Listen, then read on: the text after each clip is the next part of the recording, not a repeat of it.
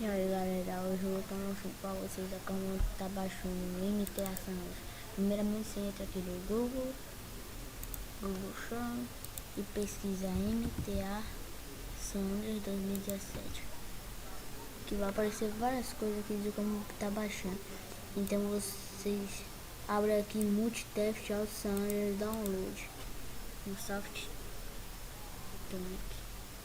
Aí você coloca aqui em download de forma segura. Download de forma segura. Vocês colocam download grátis e fazer o download. Eu não vou fazer o download porque eu já tenho.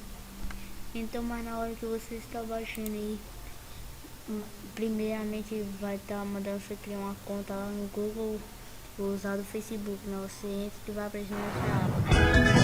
Então, tá mostrando aqui. Aí vocês vêm aqui onde você deixou o seu jogo.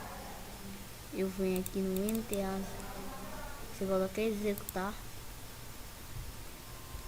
próximo, sim, eu concordo e próximo. Aqui nesse começo aqui deu uma bugada, mas é normal, tá galera? Não precisa se assustar não, é normal. Até eu me assustei quando eu tava instalando, mas é normal. Aí vocês vêm aqui, quando acabar o erro eu volto aqui. Não demora muito não, mas eu vou dar. Não, nem precisa não. Vocês vêm em próximo. Aí você escolhe o local da pasta do destino onde você quer deixar o seu jogo. Próximo. Aqui eu deixei o meu no GTA Paraná Game. E logo mais eu vou estar ensinando a como tá baixando o GTA Paraná aí, galera. Vocês colocam instalar e pronto. É só você se divertir lá no seu jogo.